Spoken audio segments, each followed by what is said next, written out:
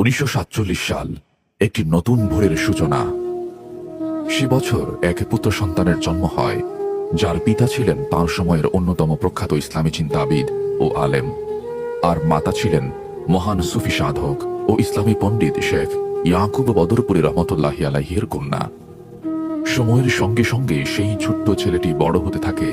কেউই জানত না একদিন সেই শিশুই পরিণত হবে এমন এক বিশাল বৃক্ষে, যার ছায়ায় আশ্রয় নেবে হাজারো এতিম, বিধবা ও অসহায় মানুষ।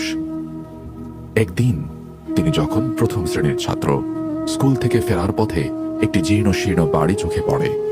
সেখানে বাস করতেন এক অসহায় বিধবা নারী। সেই দৃশ্য দেখে তাঁর চোখ অশ্রুসজল হয়ে ওঠে। তিনি বাড়ি ফিরে মায়ের কাছে গিয়ে সেই বিধবার জন্য একটি নতুন ঘর নির্মাণের উদ্দেশ্যে টাকা চান। সেদিন থেকেই শুরু। এরপর আর পেছনে ফিরে তাকাতে হয়নি। তিনি নিজেকে সম্পূর্ণভাবে দান, খয়রাত ও শিক্ষার কাজে নিয়োজিত করেন। তার শিক্ষা জীবন ছিল অত্যন্ত উজ্জ্বল। তিনি সর্বোচ্চ ফলাফল ও গুরুত্বপূর্ণ ডিগ্রি অর্জন করেন। ব্যক্তি জীবনে তিনি সবসময় নীরব ও বিনয়ী থেকেছেন।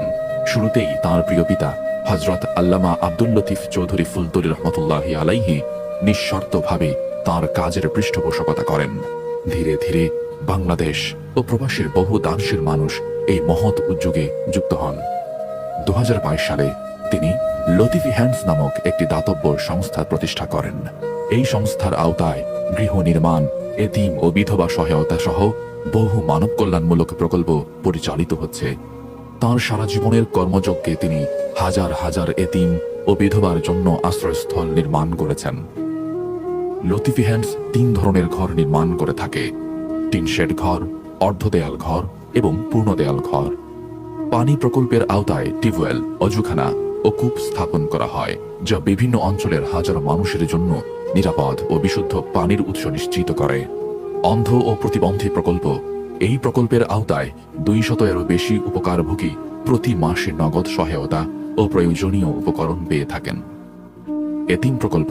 এটি অন্যতম প্রধান প্রকল্প, যার মাধ্যমে হাজারো অসহায় এতিম শিশু স্বাভাবিক জীবনযাপনের সুযোগ পায়, যে জীবন তারা পেত যদি তাদের পিতা জীবিত থাকতেন। 1972 সালে হযরত আল্লামা আব্দুল লতিফ চৌধুরী ফুলতলী রহমতুল্লাহি আলাইহি কর্তৃক প্রতিষ্ঠিত লতিফিয়া এতিমখানায় বর্তমানে 1,500-এরও বেশি এতিম শিশু বসবাস করছে। কুরবানি প্রকল্প। প্রতি বছর ঈদুল আজহার সময় ফুলতলী সহ বাংলাদেশের বিভিন্ন অঞ্চলে হাজারো দরিদ্র মানুষকে মানসম্মত কুরবানির গোশত বিতরণ করা হয়। অনেকেই বলেন বছরের এই এক সময়ই তারা গোশত খাওয়ার সুযোগ পান। রমজান প্রকল্প। রমজান মাস জুড়ে 1200-এরও বেশি মানুষকে ইফতার ও সাহরির ব্যবস্থা করে দেওয়া হয়। জীবিকায়ন প্রকল্প। এই প্রকল্পের মাধ্যমে দরিদ্র পরিবারগুলোকে ছোট দোকান, রিক্সা ও বিভিন্ন উপকরণ প্রদান করে স্বাবলম্বী হওয়ার সুযোগ করে দেওয়া হয়। অবকাঠামো প্রকল্প। এই প্রকল্পের আওতায় মসজিদ, সেতু ও মাদ্রাসা নির্মাণ করা হয়। বিধবা প্রকল্প। কারো মৃত্যু হলে তার স্ত্রী, সন্তান ও পরিবার নানা সংকটে পড়ে। এই সংকটময় সময়ে লতিফি হ্যান্ডস তাদের পাশে দাঁড়ায়। এটি সংস্থার অন্যতম প্রধান প্রকল্প। চিকিৎসা প্রকল্প। খতনা ক্যাম্প, চক্ষু চিকিৎসা ক্যাম্প এবং সাপ্তাহিক মেডিকেল ক্যাম্প দেশের বিভিন্ন অঞ্চলে নিয়মিত পরিচালিত হয়, যার মাধ্যমে গ্রামীণ জনগোষ্ঠী ব্যাপকভাবে উপকৃত হয়। শীতকালীন প্রকল্প। শীতের তীব্র ঠান্ডায় খোলা ঝুপড়ি ও ভাঙা ঘরে রাত কাটানো অসহায় মানুষের কষ্ট লাঘবে লতিফি হ্যান্ডস তাদের দরজায় কড়া নাড়ে। কম্বল, সোয়েটার ও শীত বস্ত্র দিয়ে তাদের উষ্ণতা ও সান্ত্বনা দেয়। উপহার প্রকল্প।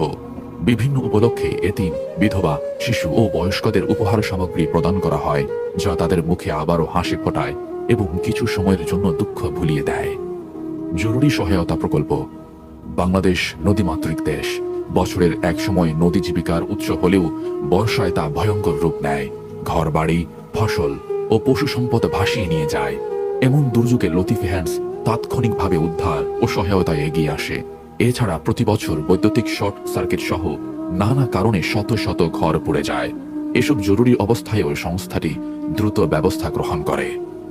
এইসব দাতব্য কার্যক্রম পরিচালিত হয় সেই মহান ব্যক্তির দিক নির্দেশনায়, যিনি একদিন তার মায়ের কাছে কান্না ভেজা চোখে এক বিধবার জন্য ঘর চেয়েছিলেন, যার পিতা কোনো প্রশ্ন ছাড়াই তাকে সমর্থন দিয়েছিলেন, আর মা বাবা নীরব রাতের প্রহরে তার জন্য দোয়া করতেন। যদিও তিনি নিজেকে আড়ালেই রাখিতে পছন্দ করেন, তবুও তাঁর উদারতা ও নিষ্ঠার প্রভাব আজ সারা বিশ্বে অনুভূত হয়। তিনি আর কেউ নন, তিনি আমাদের প্রিয় মুর্শিদ হযরত আল্লামা ইমাদউদ্দিন চৌধুরী ফুলতলী।